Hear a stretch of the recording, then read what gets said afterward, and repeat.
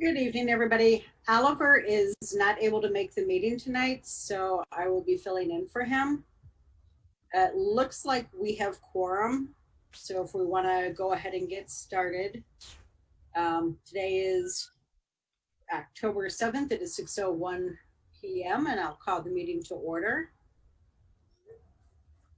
First item on the agenda is roll call. Perhaps the easiest way to do this is just to go alphabetical order by first names for folks on the LSC. I can start. I am Carrie George, parent rep. Dave Wrench, teacher rep.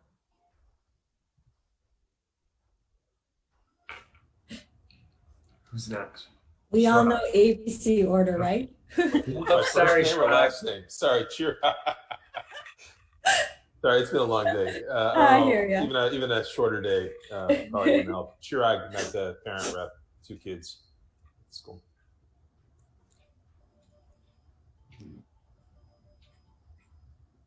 Dave went, maybe Jackie. I don't know. Yeah, I think Jackie, that's Nick. No, I'm on last names. Jackie. Jackie's here. Jackie. Are we doing last or first names? I think we're doing first, but First name. Okay, I'll mute. Jackie, are you having audio problems? yeah, she is. She's here. Got it. Is the chat function working tonight? I knew that was going to happen, and I don't know if and I know someone sent me directions as to how to make it work, but I think I have to do it when we're not in the meeting and I'm managing, there's the waiting room going on right now. So maybe just a thumbs up, Jackie. Don't forget to record as well, Mira. Doing it right now. There you go. And I just let in, yep, we're recording. Me, my camera. I know, are you Oh yeah. All right, so Jackie gave a thumbs up, Carrie, so she's here. Rocco. Un momento. So Geomera. it's me? Yeah, okay. Mira Weber, principal, present. Marilyn Rosario Caro, can you hear me? Yep. Okay, good. Marilyn. I'm having camera issues. Nick Hall, teacher rep. Tina Holder, King, parent rep. Okay, next item on the agenda is the approval of the agenda. Mira, I know that you had sent out items for fundraising earlier today. So I did. I would like to motion that even though it says fundraising on the agenda and it says it's on hold, there's actually some updates that I would like to give under that section. I don't know if we need a new section or we can just leave it since it's currently on there. I think we could leave it, yeah. Okay. So this would be for discussion purposes? Yes, and some clarifications. Okay. All right, so I will motion to approve the agenda with to approve the agenda in terms of the main item lines. Just noting that for item number 7, where it says fundraising is on hold during remote learning, that be stricken. Oh. Is there a second? Dave seconded. Seconded. Thumbs up for everybody who approves. Oh, Marilyn, if you want to speak, if you approve. Thumbs up. Sorry. All right, so that is unanimous. And just so, Tina, just so you know, for attendance, Michael Allen is not here. I know he emailed, but I just want to make sure. Okay. Next is the approval of the minutes. Tina, I know that you sent out an amended version earlier today. Did everyone have a chance to review that?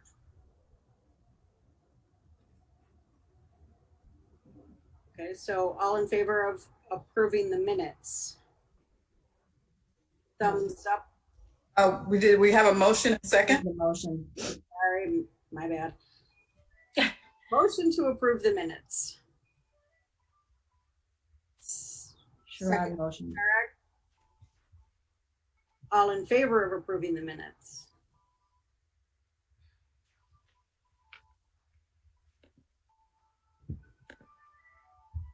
Jackie, is your thumb up from before, or is it a new thumb up? Her thumbs up. Thumbs up. I'm sorry, can everybody raise their thumbs again to approve? 1, 2, 3. 1, 2, 3, 4, 5, and then I don't count. I have a 6 thumbs up. And then Carrie, I don't know you, I am voting against. as am I. So that's 6 in favor, 2 against.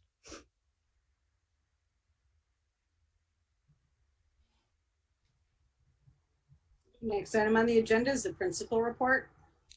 So I'm gonna just ask, do people, how we want to do this, regular report and then presentation, or presentation and then regular report? I'm open to whatever the group would like to do. How about the regular report first? Great, go right ahead.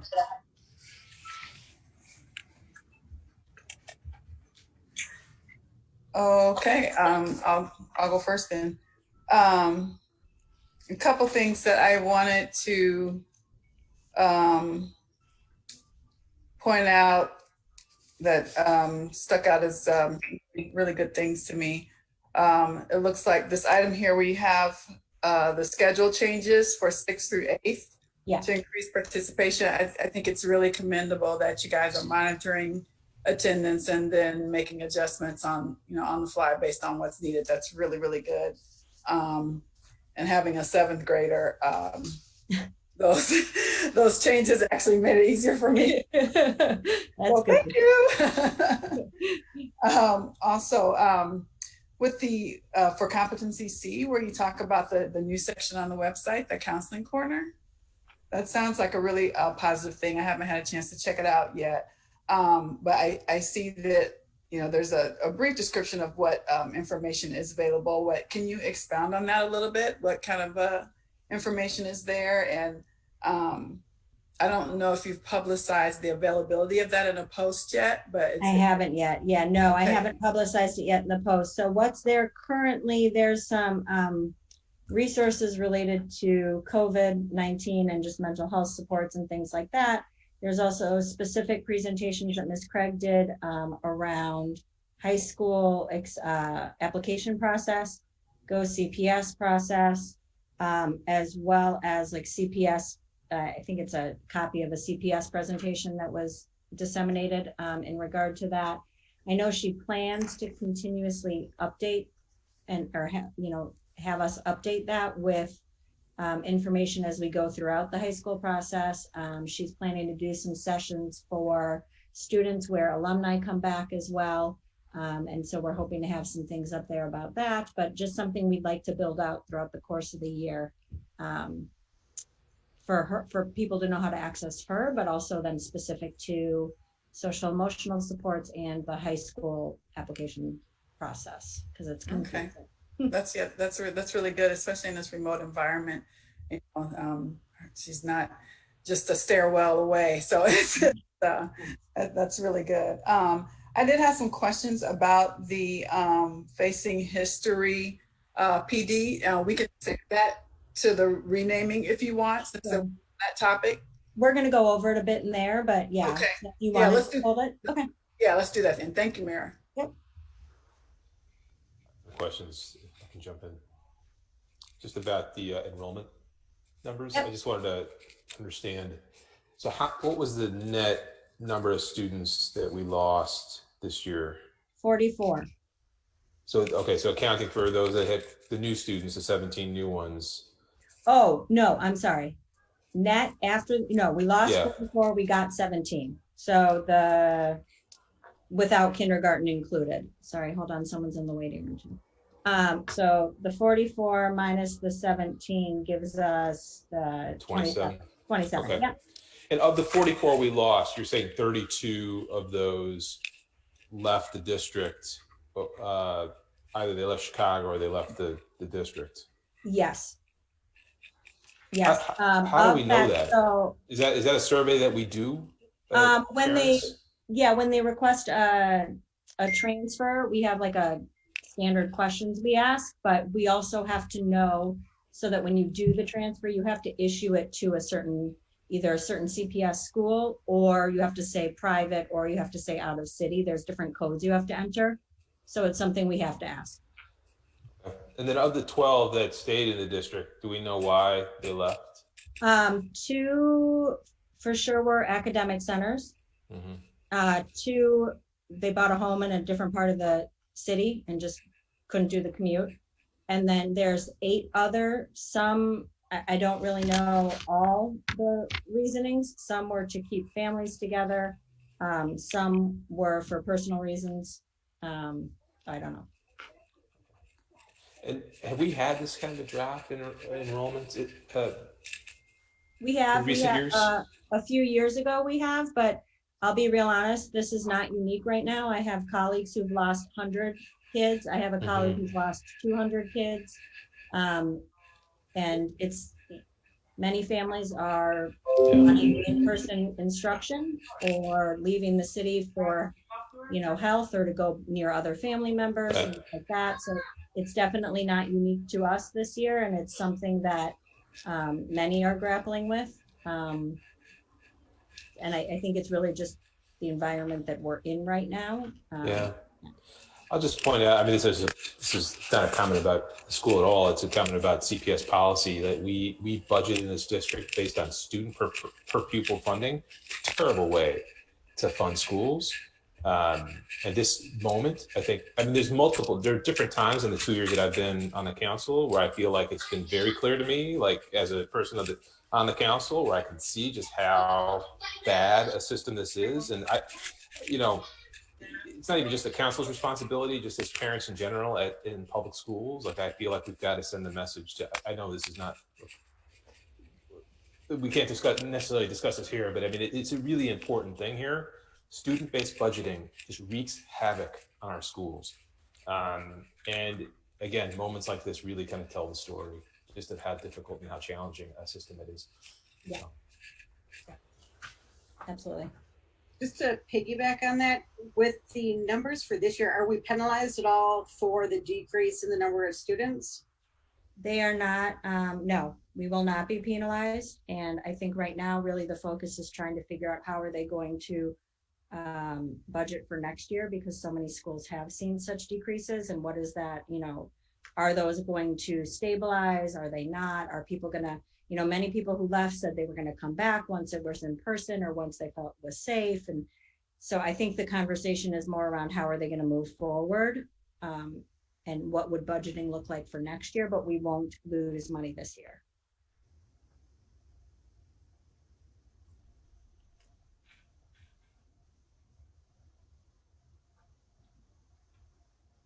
Any other general questions about my report? Wow. All right.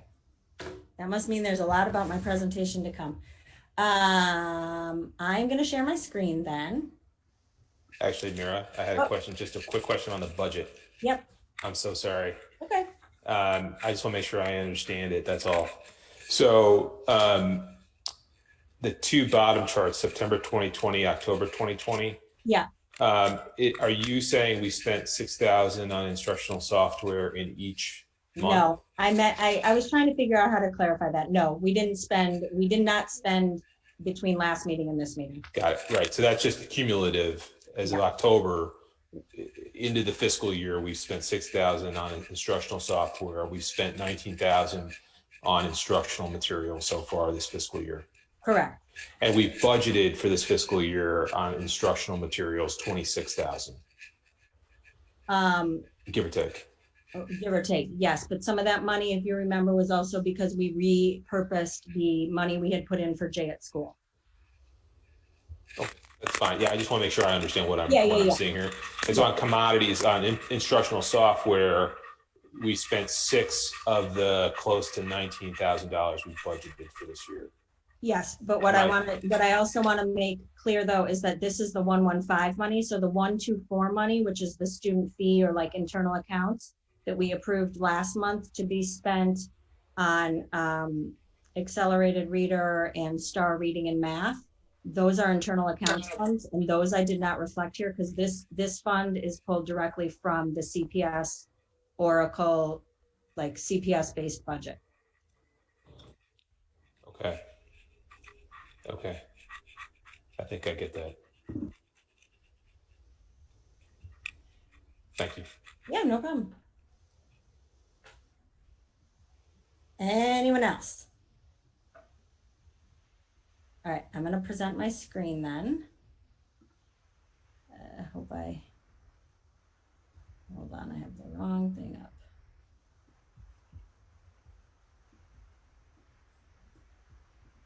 Okay.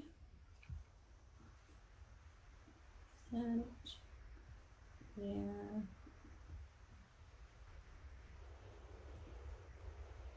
Okay. Thumbs up if you see my screen, just because I can't see what I'm doing. Okay, great. So I am going to talk tonight, and I just want to set up my slides so I see everything. Sorry, 1 second. Okay.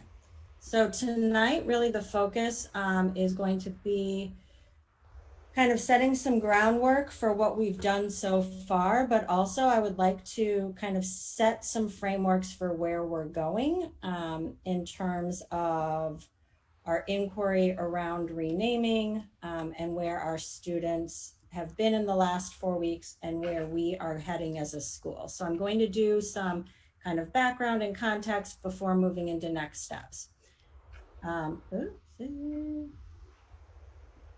So what I want to kind of just frame for everyone, and many of us were part of the forums or, took part in the survey. And I first want to just say thank you to the many people who have been showing up and have been part of the work.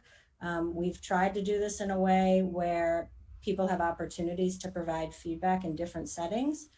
And I just want to reiterate that the work is a marathon, not a sprint. And I want to make sure that everyone understands that what we're going for is, yes, the renaming of our school, but long-term, much more deep, meaningful change in practice and beliefs.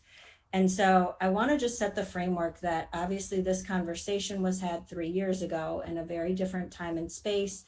And part of, as I show here, the CPS instructional core and the equity framework, the equity lens, is accepting and reflecting and accepting when things need to change or when things have been done that have caused harm. So at the time, 3 years ago, we did not move forward in changing our name, and that caused harm, and that did leave damage.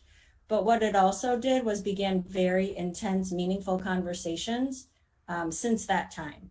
And so right now, as we are committed to the renaming of our school, those conversations and lessons learned have really helped to drive the creation of a student-led democratic inquiry into what our community stands for, and a name that will embody those values and beliefs. So we know that race impacts student experience at school. We know that race impacts student outcomes. We know that Louis J. Agassiz was a racist, and we know that racism is still embedded in the American society as a whole. So I want to ground all of these discussions in the core and the liberatory thinking of the equity framework, because we all play a part in changing and learning from the past, but we all have to commit to learning from the past and changing behaviors moving forward. And I say all of that because it doesn't happen overnight. So in the short term, while we're looking at a November target, we're going to propose names in November, the work is going to go far beyond November. So tonight isn't just about showing and highlighting what our students have done so far, but I'm really going to end the evening with posing some questions about some reflection that I want us all to have in terms of moving forward. In order to change beliefs and practices that we've long held, we all come with our own lived experiences. We all have a responsibility to explore and uncover, both implicit and explicit bias that we come with, and how we need to change those. We need to interrupt those so that they can stop framing the beliefs that we have that undermine productive relationships with others, that will help to create a more equitable school for our entire community and outcomes for our students. And that's really what the liberatory thinking is, and the lens that the equity framework is built upon for CPS. And so if you haven't already had a chance to look at it, I encourage you to go to equity.cps.edu. It's a lot of really fascinating work, and work that we're going to lead our entire community through, not just students. But I wanted to set the framework because really that's what we're going for, is systemic change. And so I just want everyone to understand that while we start by looking at ourselves or looking in the mirror, and we start by talking about identity and our own names and our own values, we build from that to look out and to look at our classroom community or our school community, and beyond that, our city, our country, all of those things. And so, we've been in school for 4 weeks. I'm incredibly proud of the work that's been done so far, but there is a lot to be done, and we are committed to that. And in order to commit to that fully as a community, it needs to be everyone on board, and we need to start to think through some critical questions that are going to be hard for people. But I think we've started on a really solid footing, and I'm very proud of that and committed to that. So what I want to go through tonight is some feedback first from our surveys and our forums, including the roundtable with Dr. Sweeney. So I'm going to show some high level, there's some pretty specifics here too, but on each of these next few slides, there's wordles, which for me, I'm a visual person. They help to, shape kind of the overview. Our survey highlights, I do want to just let everyone know, this Wordle and the words that are bigger are ones that were used most often, was the entirety of our survey. So parents, staff, and community. And 119 respondents took this survey. And you can see here the breakdown by race. We are not done disaggregating this data, but when you look at the overall responses, learning, community, and diversity are what stood out from our mission and vision across our stakeholder groups. Hey, Mira, I'm sorry to interrupt. There's no chat function. Can you put this in presentation mode so that we can see it? Yep, sorry. Thank you, much better. I'm so sorry. Thank you. No problem. Oh, did it go out or is it still there? No, it went out, unfortunately. Okay, I'm sorry. Nope. I might have to go in and out because I have to be able to see some of my guiding questions, but we're good. Okay. Thank you. So this is the overview of those 119 responses. And as I said, learning, community, and diversity really stood out. You can see some of the breakdowns among staff, parent, and community by race. And I'm going to go more deeply into a little bit of desegregation as we move forward.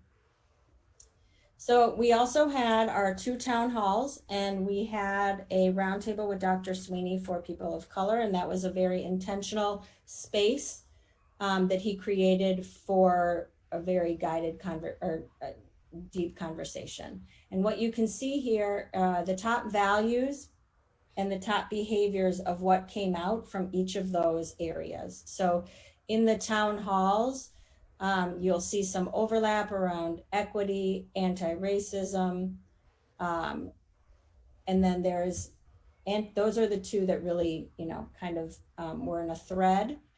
You'll also see issues around inclusion and empathy, values, and integrity. Many of those were also repeated when you go down to the values from the roundtable with Dr. Sweeney. When you start to look at behaviors is where you see Some overlap, but also some differences. And these are things that I think we really want to explore further. And this is where I'm going to be asking some pretty guided questions here tonight. We won't be able to have like a full discussion on them, but I want people to start thinking about them as a community. We start having these conversations, and they're things that we'll have as a staff, and also, and Tina, to your question sort of about facing history, leading into some of that work, but then also on a bigger picture with parents and community as a whole. So here's a breakdown for you about just the numbers and kind of how the staff, parent, and community broke down by race and the totals that were submitted from our survey. I'll give you a minute to just kind of look through that.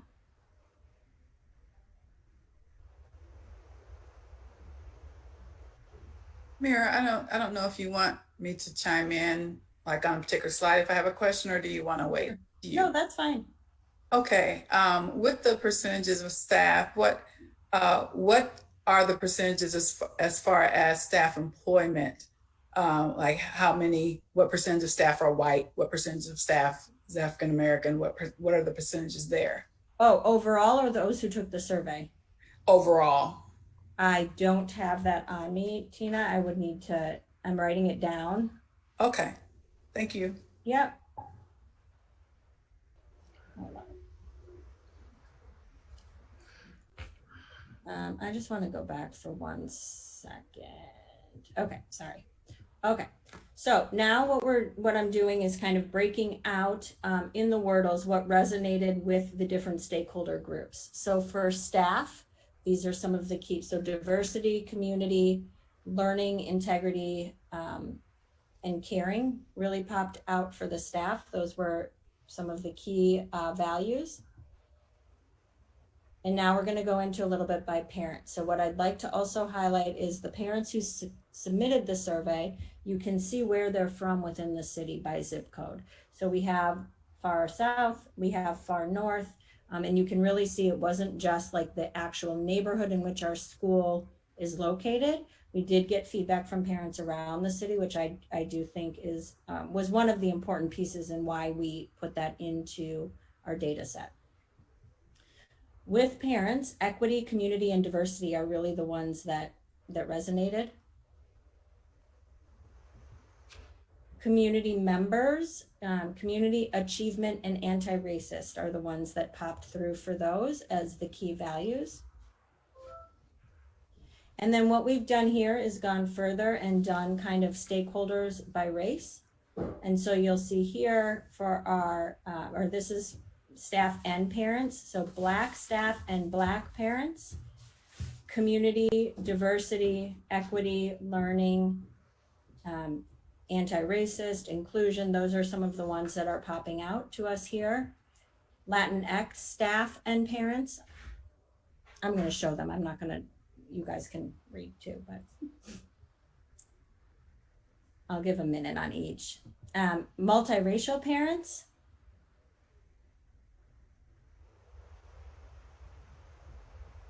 Asian staff and parents.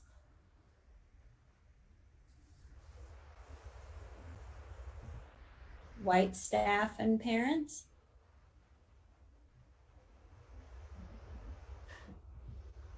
So, oh, I'm not going to show you that yet. So as you're thinking about that, there's obviously a lot of similarities. There's some that are different. I think that there's benefits to both, right? I think having similarities is really important in building community. And I think having some differences is also a key part of this process, and is one that is going to be sometimes uncomfortable, but I'm going to push people. Tonight I have some guiding questions next that I want, we can maybe talk about a couple here as a board for a couple of minutes, and then we'll move through the presentation. But these are questions that we're going to come back to, that the staff will also be working on. And this is part of the longitudinal work that goes beyond just a November 12th identifying of a name. So here are some critical questions I want us to be reflective about, because our beliefs moving forward and how we shape the school that we are all trying to build. These are critical questions that I want us to all have some time to think through. So I'm going to give you a minute to reflect and just think on your own. And then LSC members, if there's any that resonate or that you would like to kind of call out here tonight, we can have a short conversation before going through the rest of the presentation. So take a minute to look through those.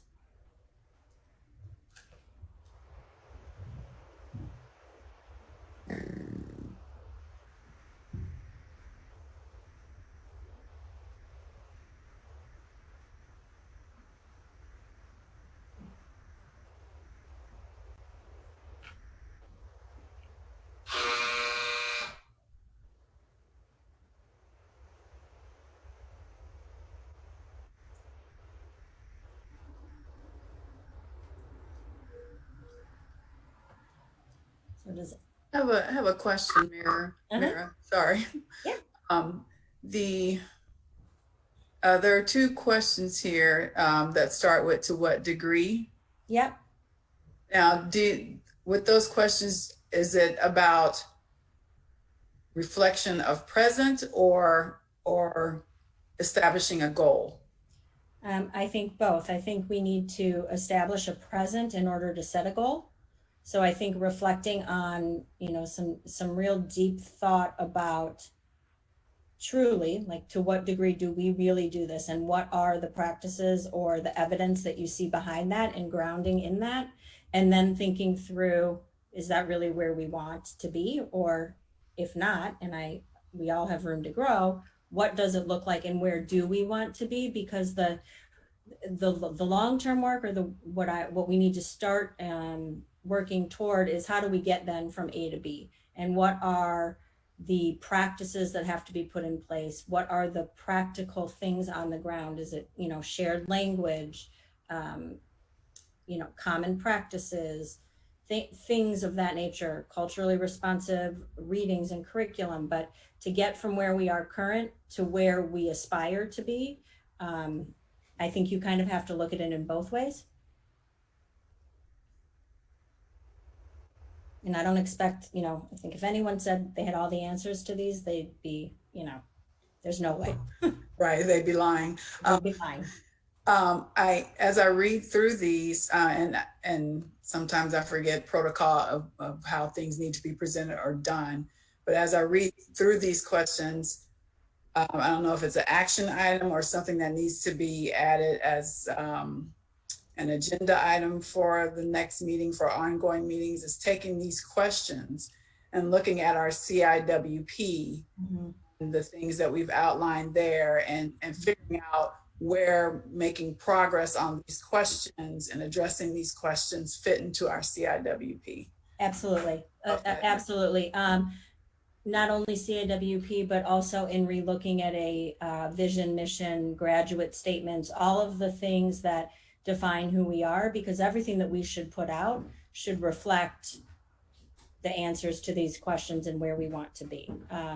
So yes, I think it involves looking at all of that. And that is obviously a lengthy process. I also want to spend some time on each of these. So, you know, with staff, we'll spend time in meetings on these.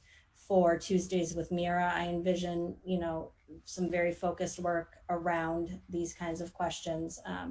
Because in order to really create a truly equitable community, it has to be on all sides of our school, and every stakeholder group. And what we believe in has to be represented in what we put out about our school, but then we also need to follow it with action.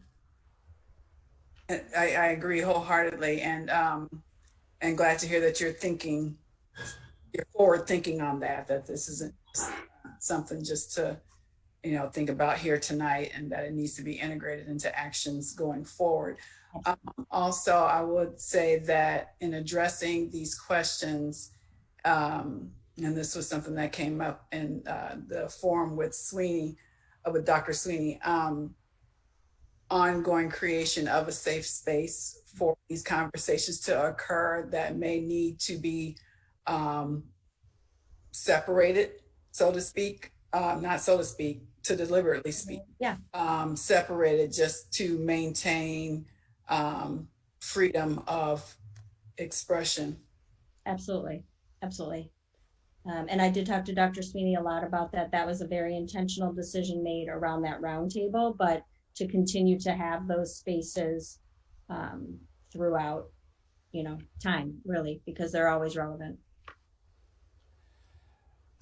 I just want to, just a couple quick things. I want to second integrating in some way, these questions into CIWP. I think there just has to be an institutional place where there's ongoing assessment, evaluation, measurement of change on the question of racial equity. That seems to be one of the most obvious places. Just one thing I want to point out here, this question, the third bullet, how does racial discrimination operate in our communities? I think that, and some of the other questions sort of talk around this, but I think that there just has to be, there's two parts to this. One is we have to assess how does systemic racial discrimination operate even in our school? And I certainly don't mean the interpersonal forms of discrimination. I think it's more systems, how we operate, things that we just sort of take for granted. That to me is really this form of racial discrimination that's the most harmful and sometimes the hardest to see, because it's just things that operate. These are the rules and this is how we do it. But they can produce racially inequitable outcomes. And so I just want to, no point in these bullets do we actually sort of say, how does systemic racial discrimination operate in our school? And it just seems to me like it's hard to get to an honest conversation without just sort of saying that out in the open. It's possible, right, that there are systemic ways that racial discrimination operates in our school. So let's actually have a conversation about it, and then let's figure out how to do the anti-racism work. And I know that some of these other questions sort of speak to that, but not sort of head on. Anyway, I just wanted to share that. Yep. Any other questions? Yeah, I'm just wondering if we're gonna try to tackle these questions. They're just all so big and like not broad, but they're just so big. They're big questions. Yeah. And I'm just wondering if anyone sees a way, or if there is a way to kind of rank them in some fashion to be like, this would be a good starting point, or it just, I don't know where to start when I'm looking at it.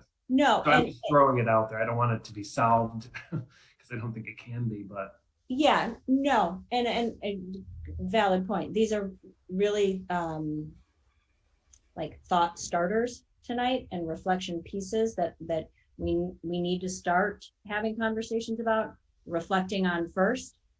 In no way are they an exhaustive list, so to say, and there's a lot of framing that needs to come before this to build safe spaces. To Tina's point, there needs to be some norms around common language. There's a lot that we need to establish first.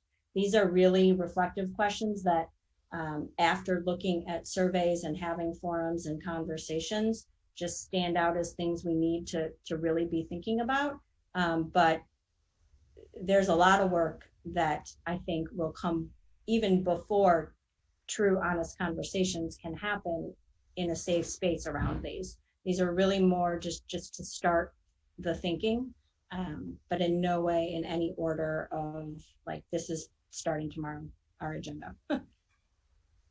Okay, that makes a lot more sense. And I guess now I'm thinking of it more like how they presented in the town hall around, what you want to call it. I can see them being used for those purposes of a small group, or just like, that would be helpful. Okay, thank you. Yeah. And I should have said this before. I actually think this is a really good starting point. So I didn't mean to just offer a constructive criticism. No. I appreciate this.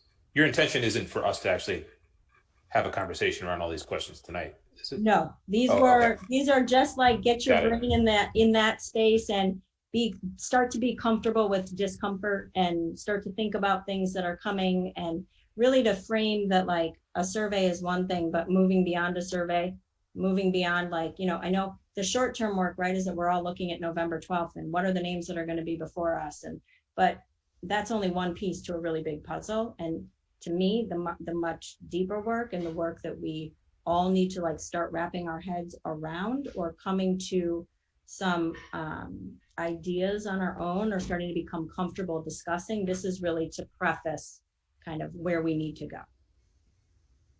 So I'm going to keep moving then if we're good with that. Oops, sorry. So I'm going to move through now, kind of that sets the groundwork and the framework for the things that we've learned so far from our surveys and our forums, and to get you kind of thinking about where we're headed. And right now I'm going to show some highlights of our student work, and I am extremely proud of what's been done in 4 weeks. We've done a lot of work around really, and you'll see here, the first thing is identity, names, and values, right? Thinking about ourselves first. What do we know about ourselves? How do we come together? And what does it look like when we come together? And then obviously students need to, there's a lot more learning for students as well. But in 4 weeks time, getting to know ourselves, getting to know our classroom communities, and creating safe space to even have these conversations has to come first. So I'm going to highlight a bit. These are some of the essential questions that some have already started tackling, some have not, and we're working toward. And then I'm going to share, so this is an identity map of an 8th grader. Some of the key images that this student used to identify herself. And then this is an identity map, what 8th graders actually used to describe our school. Which I love that 7-Eleven made the slide and Starbucks, but you know. And I'm hoping these play in presentation mode. I might have to come out. So I'm gonna play a little bit about some 1st graders and why they speak about their names. My name is Leah Joselle Watt, and I got my first name because my dad is a big Star Wars fan and my mom loves everything French. So my dad decided to name me Leia because of Princess Leia in the movie Star Wars. And my mom likes French, so she spelled it the French way. And Joselle, my middle name, Joselle, was named after my 2 grandmothers. It's a combination between my 2 grandmothers. And my last name, Watt, is pronounced Watt, and that's my dad's middle name. I mean last name. So that's a little bit about Leia. I'm gonna play one other 1st grader and the importance of their name. I did get permission to share these. My name is Ainsley, and my name comes from a street, one of the names of a street, that my mom and my dad were eating at. There was a restaurant on that street that they were eating at, and they thought, what a cool name if we ever get married and get kids. And that's the story of my name. So those some of our 1st graders talking about their names. They're so cute. I just love hearing them. And then from names, so then we started talking about from our own names, why are monuments and memorials named what they are, and how do they come up with a monument and memorial or name for a monument? Why is someone chosen? And so I'll let you take some time here.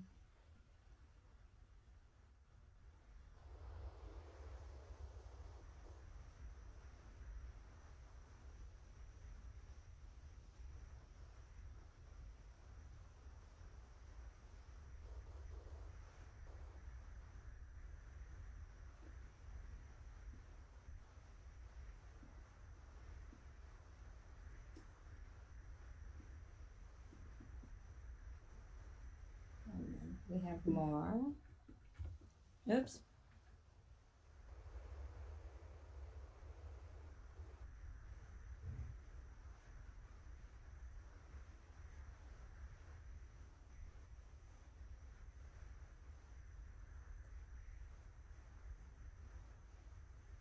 So then from names, really, and identities, started to think about values. And the first piece is our own personal values.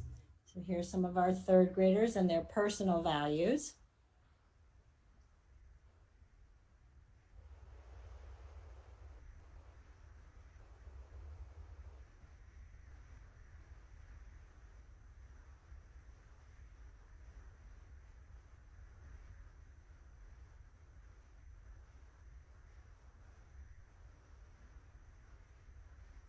And then from there, the values of Agassiz. Some of the things that stood out. This is second grade and what they valued about our school.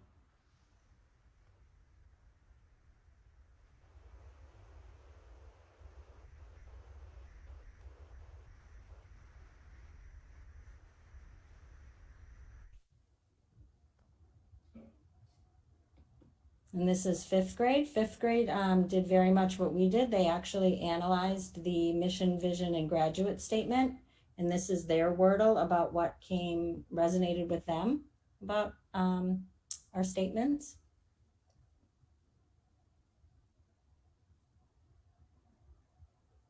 And from there, launched into what do we need to now know, right? We've learned about values. What do we need to now know about someone if we want our school to be named after a person? What are some questions we need to be able to ask? And this is some guiding research questions that second grade came up with.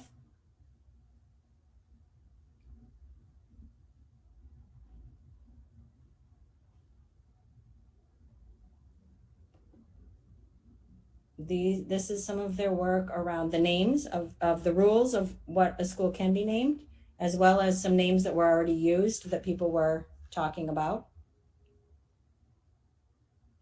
And then here are some of the work that they started. These were the two that they had started researching so far in second grade.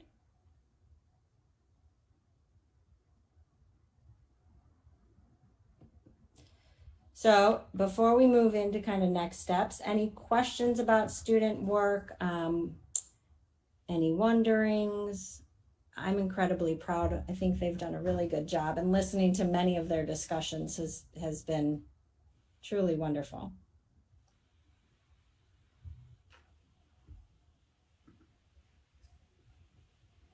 Okay. So then what I'd like to, I just want to say, I mean, I want to recognize, given how challenging it is to just do remote learning, period, and then to integrate this in. I know it's a challenge for teachers. These are obviously very hard, can be hard conversations. There was one slide in particular. I think the question was, why is it a monument named after somebody? And there was an assumption that not everybody had the assumption, but there was an assumption from some of the students that they must have done something good, right? Yeah. And to me, that's pretty bracing, right? Because it's like there's an assumption that Agassiz must have been a good person, yeah, right? Otherwise, why would their name be on this building? And not everybody shared that. There was that one that stood out to me. Yeah. So in that, is there an engagement of that, or is there a discussion then of, well, that's not always the case, right? It's not the only reason that I mean, of course, the other students had other things to say too, that, well, maybe they donated money or whatever it is. Is there a specific conversation about how it's not always the case that the person was necessarily a good person? And this is why we're changing the name.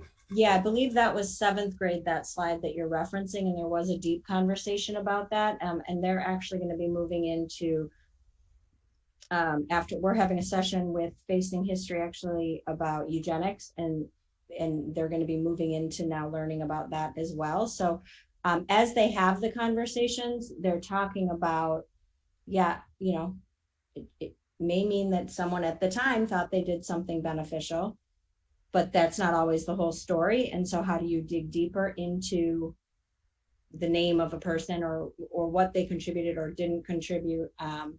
That Agassiz himself, I believe in seventh grade, they've had that conversation, and that it came from actually that activity that you're referencing. But I can't speak to the depth of that particular conversation. But that's kind of the work that we're going to be engaging with Facing History on is eugenics, and specifically in middle school, that's something that they will be looking at. And I know in previous years in 8th grade, they have that conversation specifically about Agassiz. Why was he recognized? What were the things he was recognized for? And like, what's the controversy kind of surrounding his name today? And so some of those questions. So I'm just going to review a little bit here about next step. So we're obviously on our October LSC meeting. Next week, we'll be moving into, in our grade level teams, we're going to be doing some work on the liberatory thinking, doing some activities around defining bias as part of this process. And really, you know, and Shurag, I appreciate you saying like, this is a hard thing to talk about, to teach, to engage in, and certainly to know and manage how to do that in a way that will feel okay for students. And so, you know, in order to have those conversations, you have to examine yourself first. And so our work next week is really going to be thinking through what do we all come to the table with? What are our lived experiences? What biases do we maybe, you know, do we carry? And then thinking through how to, you know, further ourselves and develop ourselves as we're engaging in this process. And we're also working with Facing History around resources, thinking through essential questions, ways to have, you know, conversations, create safe space. And then by that week of October 19th, and this is all just happening very quickly, we will have some nominations, and we will be sharing those on October 20th. And then that survey is going to open up right after that for everyone in our community to vote on the names that are put forward, which brings us to our November LSC meeting, where we will rank the top 3. And those top 3 names then get submitted to the Board of Education, where they will decide ultimately if they take our first name or if they take our second name, but ultimately they will be the one to decide on the final decision, and that should be sometime in winter. So I just want to kind of bring us back to the questions that we talked about before and how those are going to help, you know, those are some of the questions that will be helping us continue to examine beliefs and practices. These, not an exhaustive list, not in any order, but just to really get us thinking about questions that we will all need to be grappling with. And then really, as we continue beyond that, to reflect on what we believe and then to match what we believe with our everyday practices. And so some of the things to do around that, you know, a new promise that really emphasizes anti-racist education, instituting liberatory thinking where we're reflecting on our own behaviors, establishing expectations for common language and equities versus equity and inequity, race and racism. How do we have those conversations? Looking at our curriculum, ensuring that we have equitable parent involvement and that parents have the same access and opportunities. And so these are the questions that are going to go, you know, well beyond November, and a lot of the work that will still have to happen. And, you know, not on here, and I appreciate you bringing this up, Tina and Shurag, the correlation to a CIWP and revisiting that. There's a lot that has to be done. And I think that, again, I continue to go back to the statement of it's a marathon, not a sprint, because it has to be done very thoughtfully in order to create true change and a society and a community that will really be equitable. And so I just want, you know, I really wanted people to know tonight that while November is kind of that deadline we're working toward right now, November is in no way, shape, or form when the work is over. Like, this is a long-term commitment, and one that I really want everyone to kind of start grappling with and becoming comfortable with those conversations. So if you have further, I'm going to stop sharing, but if there's further questions, feel free. It's just easier for me to see people. You know, I don't know. Well, I guess a question I have for you with the CIWP now, you know, looking back on where we are now versus when we were working on the CIWP, very different places. Mhm.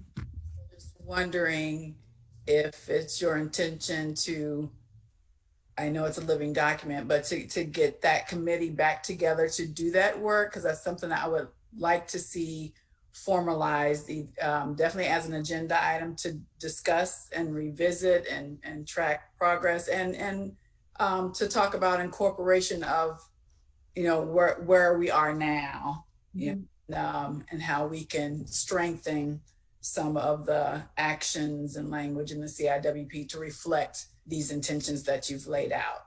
Yeah, no, very valid point. In all honesty, Tina, I was thinking more like December-ish after we get kind of through that first November, I don't want to say deadline, but like big milestone. Sure. And then absolutely beginning in December to start thinking through like kind of what Dave said, like what are the steps and then how do we prioritize what's first, second, third, you know, but that longer term picture for sure. Okay, great. That sounds reasonable. There's it's a lot. There's a lot going on right now. So it's a lot, but you know what? I don't know. Since kids have been back and doing the work, it's inspirational really, and to hear their conversations and to be part of it and to see what's happening it's powerful. So I'm you know, while it's going to be hard work, it's also going to be very impactful work. So right, and I think the benefits so outweighs the difficulty, you know, and will outlast the difficulty for everyone, not just people who are typically on the receiving end of the manifestation of systemic bias and racism. Absolutely. I wanted a couple other things I want to say. Just hearing the 7th grade classroom a few doors over here with this remote learning.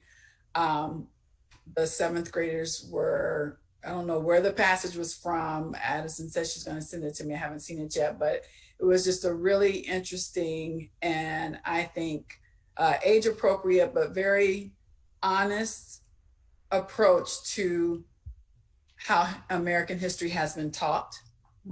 The selective viewpoint from and taught. I mean, it was really, it was really good. It was, I just want to, I think it was Miss Alvarado's class. So it was, I'm so bad with Miss Swanson and Mr. Z.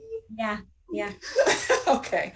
They were doing a fantastic job of leading the lesson. Oh, that's awesome. Really, really good. And Addison and I had conversations around it, as we typically do, but this particular conversation was very good. So definitely want to throw that shout out there. Oh, that's awesome. When it comes to facing history and the professional development, I have some question. Well, can you provide more information around how detailed that work is and keeping the grades aligned, or, you know, middle school versus keeping middle school aligned versus keeping elementary aligned? Because with parent feedback, I have heard some drastic differences as far as the depth and deliberate addressing of issues. So just wondering how much support staff is getting with, if slavery comes up, this is how we address it. If current event comes up, this is how we address it, or this is how we're going to frame whatever is going on right now. Is the staff support that deliberate, or are they kind of like, well, this is the topic, so then go teach? Yep. No. Very, very valid questions, and I think questions that staff have too. And a lot of our space and time is on sharing resources and how did you teach this particular piece of this, or did this come up for you? And if it did, what did you do? And working with Facing History a lot on resources and those conversations about what is what do you say, and what terms, that's kind of what I was referencing around coming up with common language. Like, these are real world issues, so we need to have, real vocabulary that we're going to be teaching our students. But we also have to be very cognizant of how and having those conversations, and also being comfortable with it, right? I mean, like many of us have said, it's hard. And no offense to anyone in this room, but it's even harder when you're doing it and that there's a room full of people on another end of a computer listening to how you're doing it, right? Like, that's a different dynamic that is like, we can't pretend it's not there, it's there. And so there's a lot of conversation around that. And Denise with Facing History is a big resource for that. I talked with Dr. Sweeney and Carol a lot about that on Tuesday, and they're helping gather resources for us. I think that, in all honesty, it's probably been easier for our intermediate and upper. I think K1 in particular, this is also more challenging just to find resources that are really like, deep and meaningful, and also age appropriate, and knowing where certain kids are coming from and not coming from. And so I think it's been a little bit harder for our primary. And I think that makes sense, honestly. But we are, really trying to support each other in that work, because it's still important, but we all recognize, right? Like, you recognize what you don't know or aren't feeling comfortable doing yet, and sharing that with each other is important.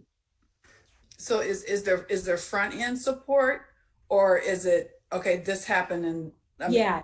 more, it sounds like you guys are collaborating very well and sharing resources and talking amongst each other. But what I'm trying to get at more is the support from Facing History, or someone who has been in these situations, who has done this work, who have dealt with the uncomfortable topics coming from kids that may have completely different experiences.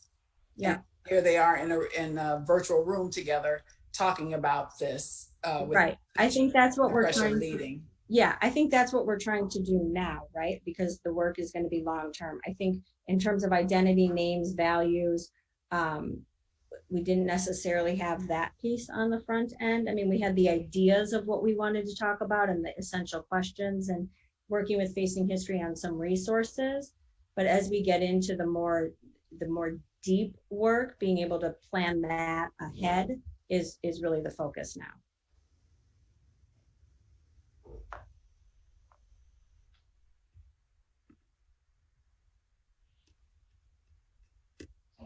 Any other questions for me?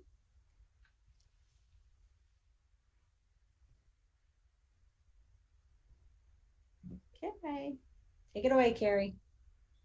All right. Just also actually to acknowledge the presentation that you just gave regarding that. I would imagine that would be really difficult to try to synthesize and capture what's being discussed, and even just, I think, the emotion and the feel of what those discussions entail. And you did a great job with that. The presentation itself was very powerful, and the work that you're doing is really, really meaningful. And I just definitely appreciate the thought that's going into this process, and the involvement of the school community, and the children within this. So thank you. Thank you. I'm sorry, one other thing, speaking of that presentation, will that be posted, or can you send it'll be posted on the website? Yeah, I'll post it on the website under the LSC tab. I've just been kind of updating as I'm sharing out, but yeah, I can also send it to you. Okay, great, thank you. Yep. Next agenda item is budget transfer and approvals. I don't have any. Okay, new business. We've got fundraising. So this one, I do want to provide some updates, and then we have some decisions we need to make. So we approved Dance Fit in August. Then we found out fundraising was on hold. And then in our last meeting, had a lot of conversations kind of about what that would mean, what deficits would we have. And so after that meeting, I did a lot of talking with just different colleagues and some different departments downtown. Patty and I believe Allie were part of some like Friends of, I think it's a coalition they call themselves, to share ideas in that respect. And so we do have some updates, and I just want to be very clear. And the reason I sent them out today is because I really, in order to get approval to move forward, needed to be very specific about what we were doing and for what purpose, because obviously we're still in a remote environment, and we want to be cautious about fundraising and things like that. Definitely don't want to be collecting money on things that we're not going to use it for. And so there was a lot of thought and conversations with different departments within CPS. And what we did get approval for, I did send out, so there's two pieces to this. There's the dining ins that I sent out. Those, because we've never talked about them and they're new, we would actually need to wait to vote on them until November, because on this agenda, it wasn't listed as like a voting item. So the dining in proposals are there, absorb them. We definitely want to move forward. We feel like it'll be really good community building. Want to target, some Agassiz family restaurants, but then also thinking a lot about, and I'm super excited about the desegregation of our families by zip code and finding restaurants in other parts of our city. Or we talked about using like Uber Eats, and maybe they give a kickback to the school, but then anyone can order from anywhere on any given night, and we can do a dining in and still join each other on a computer and eat together, but still something. And so dining in we'll vote on in November, but it's there for you, and we did get approvals for those things that really around the community building piece. The dance fit component, we did approve in August, and we approved it for October 9th. I think it was supposed to be this Friday, actually, for October 9th. And we approved it under the auspice of it aligning to our strategic plan, in particular, technology and the Agassiz Assistance Program. But we also then went a little further and outlined how it would be used specifically for iPads for students.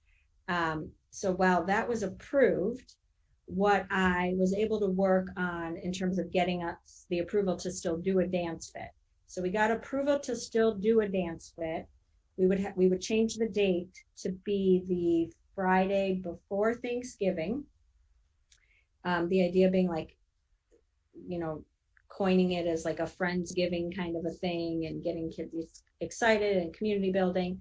But a portion of the funds, instead of iPads, would be for student like device replacement for devices that have either been broken or lost as we've been loaning them out. And then the additional tech piece would be for staff technology needs, especially right now, to support kind of just the growing environment that we are in with the use of technology. And as well, we would continue with the Agassiz assistance. But what I want to make clear is that, or I want to make clear, and then I have a question. We approved it with specific language about iPads. So the only way I was able to get us to get it through was really more around that shift to it being around staff technology and Agassiz assistance. So there's technically a shift in the language about where the funds would be going, although it aligns to our strategic plan completely. So my question to everyone is, would we be most comfortable having a special meeting to approve the Dance Fit fundraiser with the additional piece of the staff technology and taking out the iPad specific language? Or do we feel that since we approved it and it's still under the strategic plan umbrella, which is technology and Agassiz assistance, that people are comfortable with what we've already approved? So that's a lot of words, but I'm going to open it up for discussion, I guess. I hope folks can hear me, and I apologize in advance for the background noise. But I really do appreciate, Mira, the way you've kind of explained that and the change around the language. I think that it still fits within the intention of where this work was going initially when we talked about it in August. And I would feel comfortable with the latter. Thanks, Sarah. And I would echo what Sarah just said. Also because I think when we do approve things, we have an idea of where the funds will go, but it's never a guarantee, right, that it's for sure going to go there. So this seems like this is the logical shift to make, especially if that's the one way we can get it approved by the board. I think so. I'm totally fine with that. With, you know, it's still in the same mindset. It's towards technology, which it was before. So I would be fine with it. I'm uncomfortable with it in the sense that I think it was really explicit that it was for 100 iPads in the previous proposal, and also the Agassiz Assistance Fund, where now it's parsed out into more areas and it's much less specific. I do agree it is still technology. It still kind of falls into the same bucket, but I am uncomfortable with the specificity regarding where it's going. It does, to me, there's enough things that have changed that I feel that it isn't represented in the proposal that was originally voted on and approved. Yeah. And I guess maybe this is more clarity wise. I kind of agree with Nick on this and Sarah. In that I would just assume that any communication going forward would specify what we were like, this is the technology we're aiming for. And with that assumption, like promotional materials or right. So with that assumption, I would be comfortable with it. I assume that would happen in my saying I'm comfortable with it. Got it. Hey, So can you remind me? go ahead, Chirag. Well, just can you remind me why we can't make a motion now? Because we didn't list it on the agenda. It said fundraising was on hold. I will say over the last 2 years, we've gone back and forth on this. There are times where we've made exceptions to that. I just, considering that, I mean, I just think we should just make a motion to fix it. If there's not an objection, the only objection is that it doesn't comport with what we decided on the last time. I would say let's just fix it with the new motion. I mean, again, we've done that repeatedly. We've made exceptions to this rule repeatedly over the last 2 years that I've been here. So I don't know why we wouldn't do that now, considering the circumstances, considering that the event is in November. We need to get it done. If the alternative is actually doing a special meeting, we should just do it now. Pretty much echoing what Chirag just said. So if we were to have a special meeting, it would just be a language change in we'd be voting on whether or not we're okay with the money being allocated as you now outline versus what was originally there. Yeah, we'd be changing the language to say, in alignment with the strategic plan, but instead of the 100 iPads, it would say staff technology and Agassiz assistance. And if we did it and my other thought was if we did a special meeting, we could approve the dining out because we've never approved those before. So that would be a separate item. Okay, I'm fine with moving forward without a special meeting. I just, it's just, it doesn't change the crux of the fundraiser. And just to clarify, Mayor, like the event is already approved. We approved it. It would just be a question of like the event can go ahead right now, but as of now, the money is for 100 iPads. So Correct. The only thing, so whenever we approve the change, like the event's fine to go, right? It's just the event itself was approved, but in the proposal itself, it was written that funds raised would go toward iPads and Agassiz assistance. And now it would be the funds going toward staff devices and Agassiz assistance, all of which is still in the strategic plan, but it would be the change of the iPad to the staff devices. But Nick, what you're saying is that we can just, in the November meeting, we can just vote to change how the money is spent. Is that what you're saying? Like, that's kind of my understanding. Like the event is, we've approved that the event can happen. It would just be having to change. Yeah, but also I understand, like, you know, when marriage, like, when did the board like say you can go ahead with this? Once Like I it had was, the final language, so I had like preliminary discussions, and then when I had the final language over the weekend, it was like,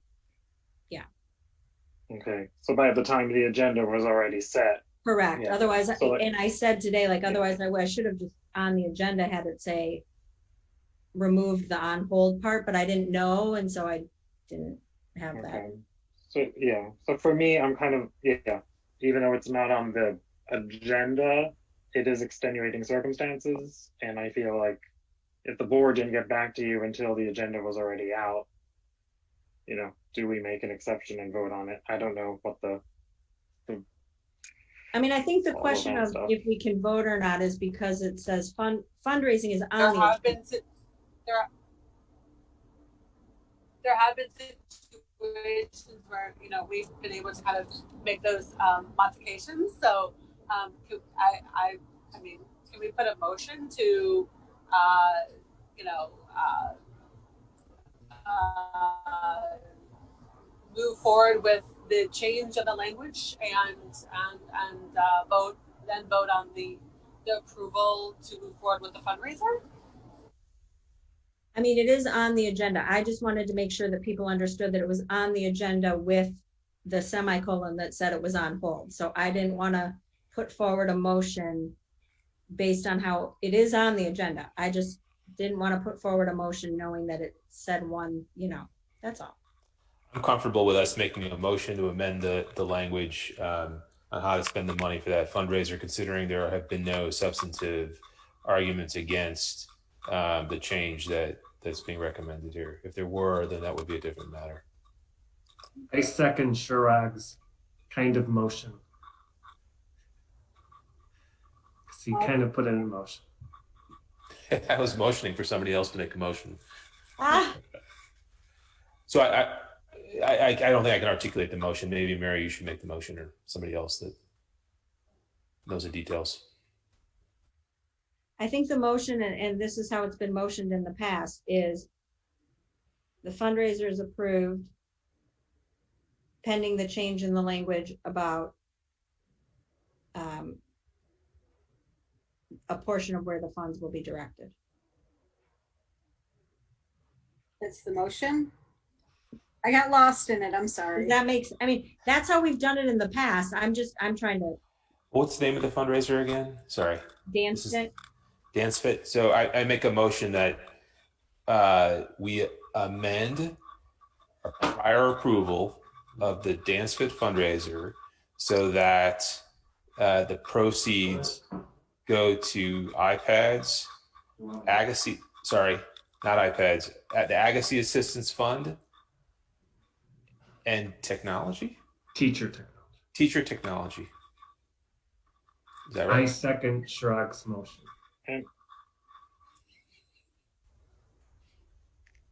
So Chirag motion, Dave seconded. Okay. All in favor?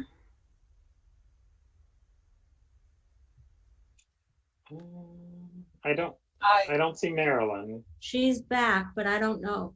I don't know if her camera's working, but I just let her back in. Hold on. Marilyn, are you there? I'm so sorry. Yes, I am. Thumbs up. I'm sorry. No worries.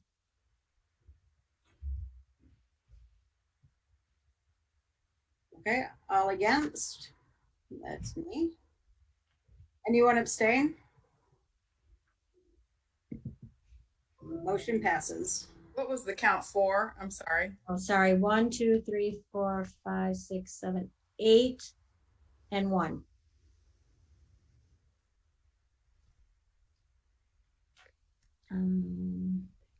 We ready for public participation, Carrie? Yeah, just to clarify then, so with the fundraiser approval for the dine-in, that will be on hold until that'll be put on the agenda for discussion as well as voting on the November meeting. Okay. All right. I'm writing that as an action item right now.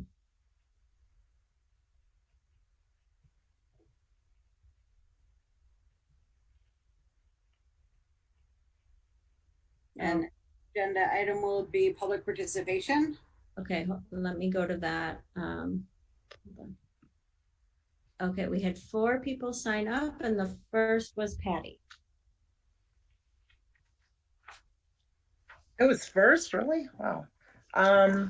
Thank you to the LSC board members who voted to allow the fundraiser to go through as is. I appreciate that with the change in language. And Mira, thank you also for reaching out to the necessary parties to get this going. I think this will be something the community will enjoy. It'll be something that can bring us all together, but also raise some necessary funds. So I appreciate that.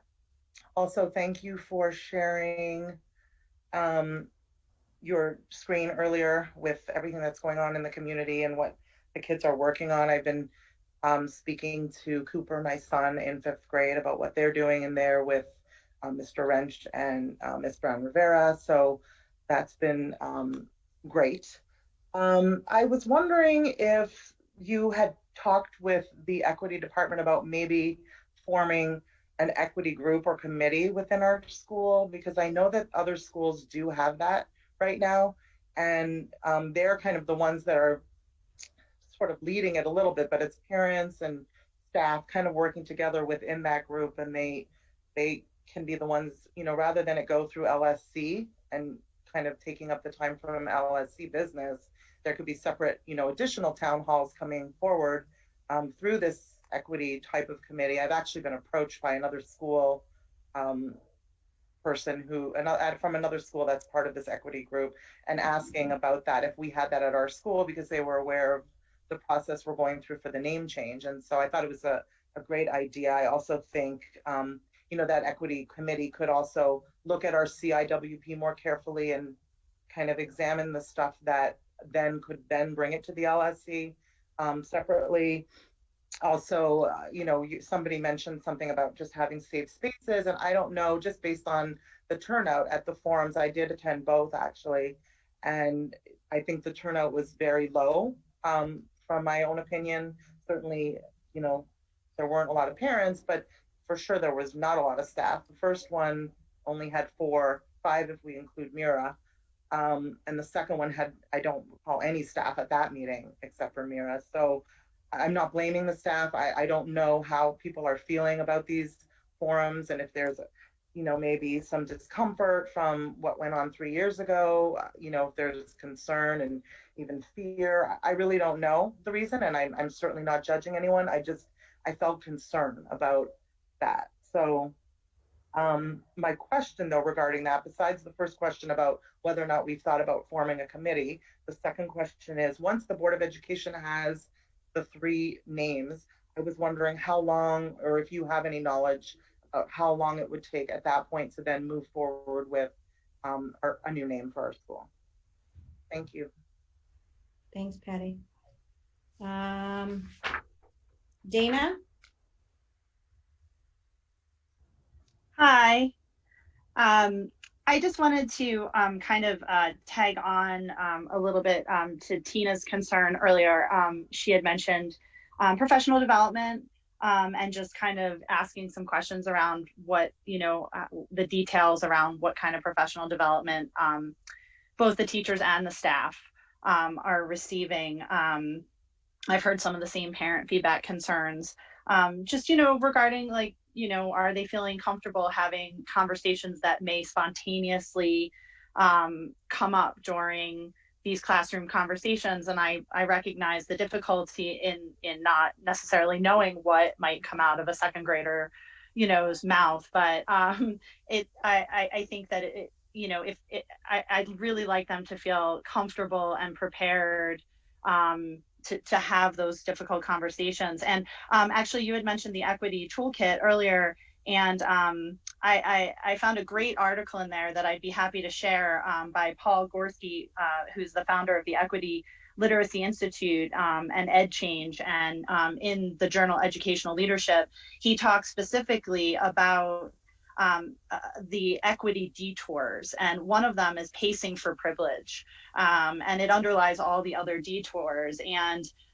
he speaks specifically to this concern, you know, about meeting people where they are, which really doesn't attack racial injustice or racism. And so I think it would be, I completely, when we talk about age appropriateness and wanting to kind of come at it because everybody's at different levels, I think that still highlights privilege. And I think that it's an important part of anti-racist education for white kids to understand that they have privilege in these conversations.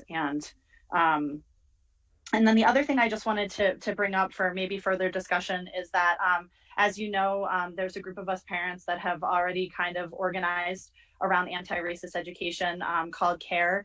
And one of the things that we recently discussed is our little free library out front, and how it might be awesome if we could talk about making it a little free diverse library. And maybe, it's looking just a little bit weathered. I'm not sure how it came into existence, if it was a grant or a donation. But if maybe we could spearhead some efforts to repaint it, and cover the costs of that, and also outfit it with diverse books. Maybe some could be suggested from each classroom teacher, and then they could, we could create a little free diverse library that we could highlight for both our community and our school community. Thank you. Thank you, Dana. Molly?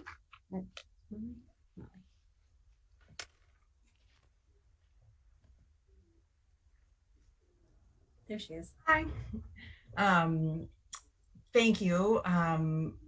First, really pleased to hear that, admin and staff and everyone will be sort of grounding on common language and how to treat the history of Agassiz. I think that, it's been varied, and have heard some feedback, and want to echo the other people's comments tonight, Tina and Dana, that, we want to make sure that the staff is supported in these conversations. I can only imagine how difficult it might be in certain situations, and just wanting to make sure that we're giving them that. So really great to see the roadmap, and great to see that is coming. I guess my question around that is it weekly education? Is it, just sort of wanting to know more around how that looks? And then also, the questions that you had posed, wasn't sure how those conversations will be happening. Are those community conversations? Is it all stakeholders intending? So will it be both, LSC, staff, students, parents, to the point of having further and ongoing communications and opportunities for dialogue, I think is really an awesome option. Our school is a restorative justice school, and while I wasn't here 3 years ago, I'm wondering if there was some harm done, as we've acknowledged, but wondering if there's a restorative justice process that could be done to sort of repair maybe some of those feelings or some of those things that went on. I've heard in multiple conversations that it was a tough time for the community, and seeing all the word bubbles with the word community around there, and knowing that we have to sit with discomfort. I think something like a forum like that would be an excellent way to, bring people together and to, have us really move past, what that history might have brought. So really encouraged, loved seeing all of the words, especially loved hearing that, we're committed to an anti-racist, education, and how do we bring that to our students and to our community moving forward. So thank you on that. Moving away from that, in terms of, going back, I don't know, we all know that's not happening, or, at least until after November. There's been a lot of talk about ventilation and buildings, and just wondering what is currently happening in the school building, if anything, in terms of any building ventilation upgrades. I know it's a very old system, so just wondering if CPS is taking advantage of no one being in the building right now to make those upgrades. And then finally, just, and I know it's something you've been looking into, but wondering when we might know more about parent volunteers and the opportunity to, help in both, more official ways, small reading groups, but even just facilitating a lunch buddy program or any of those sort of more social emotional options that right now require a teacher that maybe could get handed off to a parent for future opportunities. So I think that's it. I'm very encouraged and thank you so much for all the work you guys are doing on this. Thanks, Molly. Last but not least, Alex. Hey, I miss you guys. And I hope Oliver as well. I have a quick 12 questions. So one would ask, can Carrie and Mira clarify why they voted against minutes once again? There seems to be a pattern there, and I know those conversations often happen via email before the meeting about minutes back and forth. So if we can just illuminate that for people. Two, there are 44 students left. I'm just curious from how many families. Three, it seems curious to me that there were 50 survey responses, which seems really enthusiastically high from staff, but so few people at the forum. And I was wondering if you could speak to why. Four, all of the questions seemed aimed at the impact on our Black, Brown, and Indigenous community. I was curious, what harm do you see white supremacy is having on our white community right now? Five, Tina's CIWP question warrants conversation about what this LSC is going to do. I love that Mira is talking about revisiting things like the CIWP given the current framework, but I'm curious if the LSC is going to break its no committee or no subcommittee policy to actually form an anti-racist committee. Six, I know there was a personal bias training, and I'm just curious, without going into individuals, but just on the aggregate, what did it reveal?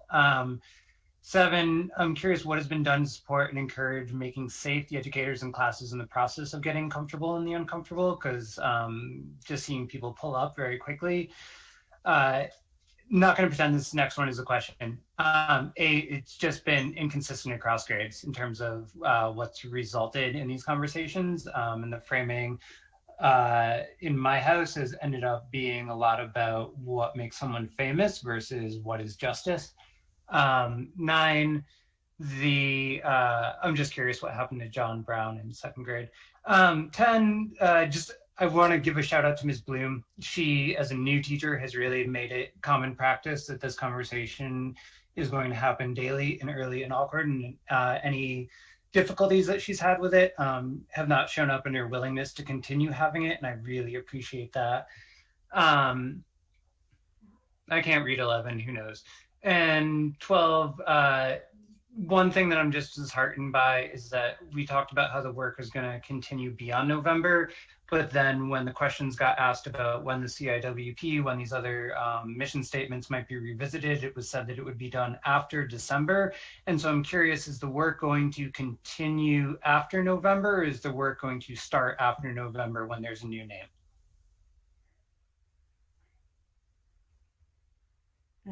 I think I got 6 of those written down, but I'm going to go back to the beginning and I'm going to do what I can do.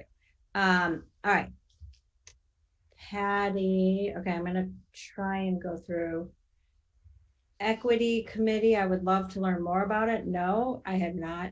I'm not familiar with that. I am in an equity PLC with other principals across the city. And maybe they, I can reach out to some people, but definitely interested. The Board of Ed, so we'll submit our names after our November meeting.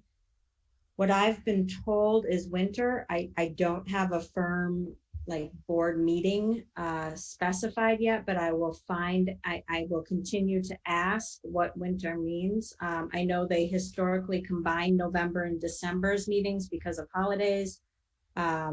So I'm not totally certain, but I can get clarity, hopefully, on which board meeting it would be at.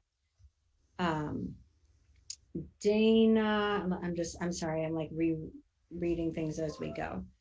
PD for teachers and staff. I'm going to kind of combine Dana and Molly, I think, a little bit here. We are doing things, so we have grade level teams weekly. Some of those are specific to, these conversations. Some are for data purposes and other things. So, but we are doing some work after school time. And so I can't say it's always every week, but it's definitely front of mind and on our continuous PD cycle. The library out front, I'm marking that as a look at that, Dana. Molly, I think, so I've been thinking a lot about the guided questions and where do we have those conversations. I think it goes back to the safe space idea. So I think we do start in smaller groups, likely by probably some subgroups, and breaking things out into safe spaces before we have kind of common norms, common language, things like that. I think there's some work that has to be done to create those spaces first. I see those happening in different parent sessions, staff sessions, and open to suggestions on that. But I see us starting in smaller groups before kind of building out. Building ventilation, I wrote down as a question, Molly. I would be remiss to try and answer that right now. So I wrote that down and I will follow up. Parent volunteers, I have put out a few different emails, and I'm gonna have to find out who else to go to because I have not gotten a response yet. Alex, I'm gonna try here. There's just a lot. To be clear about CIWP and the work that goes beyond November, the work doesn't stop. I was simply saying that I don't believe the CIWP team will be convening in November. I believe that we get through to the November date, we get our names nominated, and then, shortly thereafter, the CIWP team comes together. I don't see that happening here before our next LSC meeting. The work is continuous, so that would obviously be continuous work after that as well. The students, the 44 students, I'd have to go back and tell you the number of families. I don't have that offhand. Staff survey, there was 50 respondents. Staff survey was done during our days back together as a staff in August during work hours, which I do believe right now especially is extremely challenging for teachers to be part of evening events right now. So I do believe that the higher number is because we did that as a group during our professional development time. Clarifying about minutes, Tina and I have had that conversation and we're working through some ways to make the minutes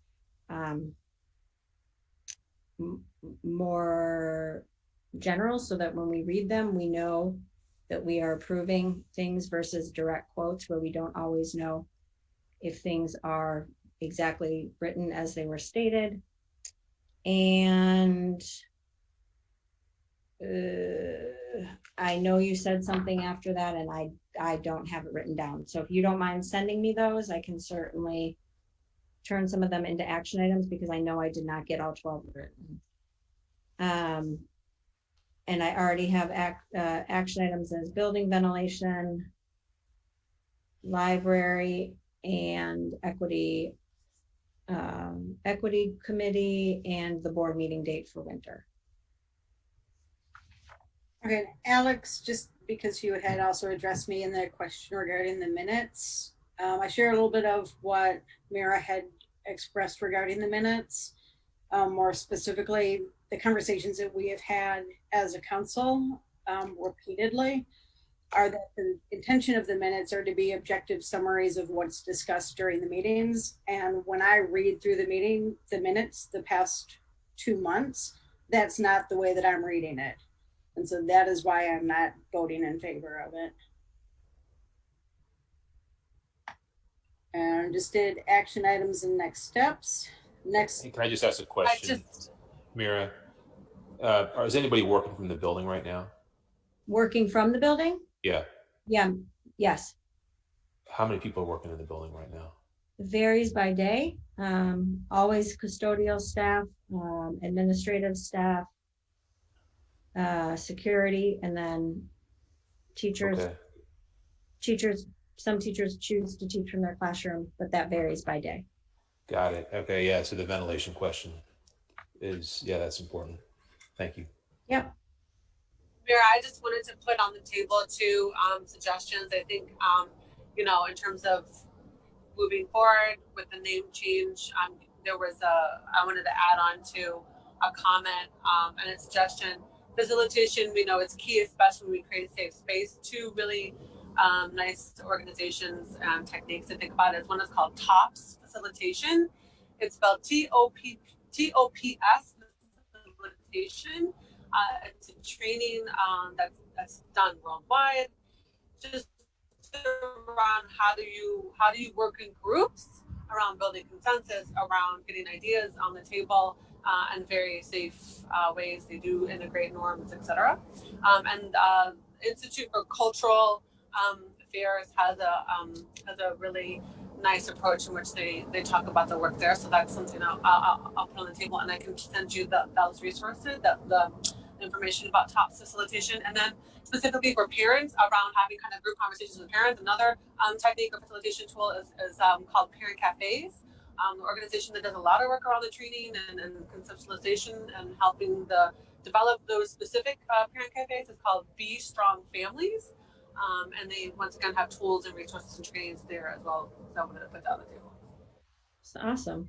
So will you email me those, Sarah? Yes. Thank you. Yeah, I'm sorry. I'm sorry to come back to this just on building safety. I know we have an LSC election coming up. Where is that going to happen? And how do we ensure safety? Yep. Where is that going to happen?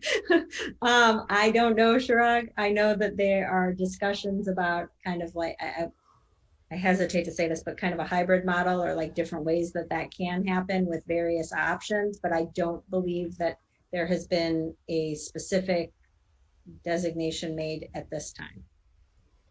And so essentially CPS is going to tell us how to do this safely. So we're waiting to hear from CPS on the process. Yeah. CPS has not put out like the final determination on how the election is going to take place. And it's on report card day, right? It is. What's the intention in terms of how to get our kids report cards? I don't know, because as of right now, we're returning to school November 9th. I mean, that the remote framework was laid out that November 9th was the tentative return to school. And I have not heard anything about decisions being made yet.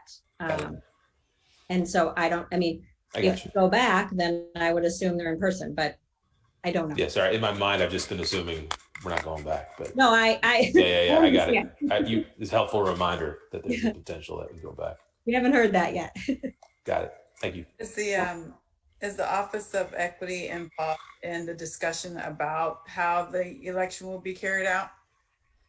I have absolutely. You mean at a district level? Mm-hmm. I have no idea, Tina. I don't know. Okay. I don't know. So to add on to that, they are requiring testing. How does that look like for schools as well too, right? I'm going to be doing the testing, what do you call it? We're doing ISAT or the state assessment. So that's another thing to think about too, right? So how is that going to look for schools? I mean, that's just food for fodder, but the LSC election is just one of those things to think about. How do you test kids for this? Those aren't decisions that I don't know yet. Yeah.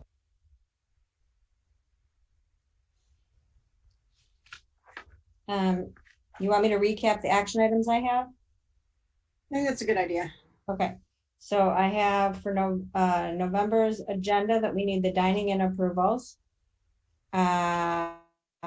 Following up on which board meeting the renaming will be part of. The library, the lending library outside of the front of the school, the ventilation questions, CAWP timeline meeting, getting some things together there. Circling back on the parent volunteers.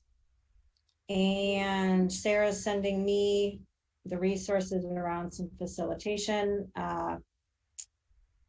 resources. And I think that was it. And then I think, Mira, we have the one carryover item from last month where we said we were going to have like a fundraising kind of like where we are with fundraising over the year. We were going to talk about it in November. So Yeah, just, do I do that? I mean, that was because we didn't think we were going to do the fall I don't event. know. Maybe it's something we push back think now that we're doing the fall event and maybe push it to a later meeting. I don't know. But also, was this more of a, are we looking at fundraising from a broader perspective? The fall event, yes, was approved, but do we have some other major fundraising initiatives happening that we haven't gotten the clearance for? And do we need to do some projections for that? I mean, I guess I could. I guess I'm kind of taking them one at a time at this point because I don't know if, yeah, I guess I don't know. I think, wasn't the original intent to talk about it in November because we thought by that time we might have more clarification on if we could move forward, like if we were going back into school, then we could move forward with something. So I thought that that's why I remembered, like they might come out with something to say, hey, you guys can start planning. And so we wanted to put it down there to kind of be like, okay, what are we going to plan? Or like, is there going to be approvals that we need? But Well, I know we also talked about like if we can't fundraise, what would the budget implications be? But if we're moving forward with November's, I think we need to see what comes from November to see if there's a budget implication. Does that make sense? Yeah, and actually, like with the dining in vote, fundraiser is already on the agenda for November, so we're good. We can have any discussion we want. Okay. You know, the only other thing, Mira, if you could provide the demographic metrics for the staff. Oh, yes, you did. I wrote that somewhere on this mess. Oh, here it is. Yep.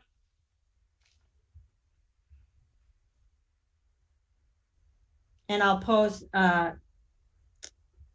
presentation on the website also, and I will have the video, the recording as well.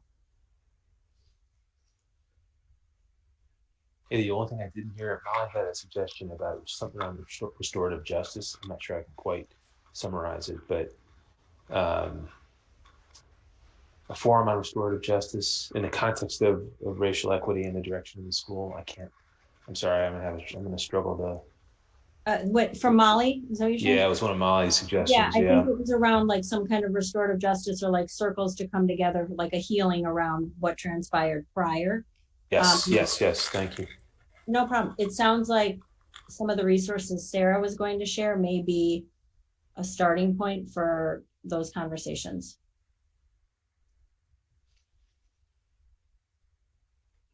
Okay.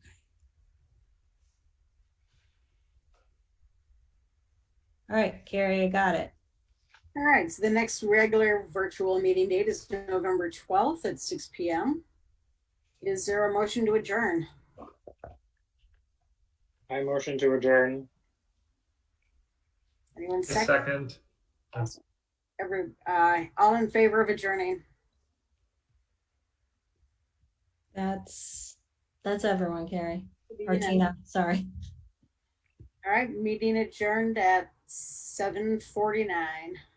Thank Is you. this my last meeting, or is there one more meeting for the current? Is this the last meeting? November and December. Oh, wait a minute. This is October. All right. Yeah, sorry. You're ahead of yourself, Chirag. Nice try, Chirag. Didn't mean to show myself like that. We'll see you in November.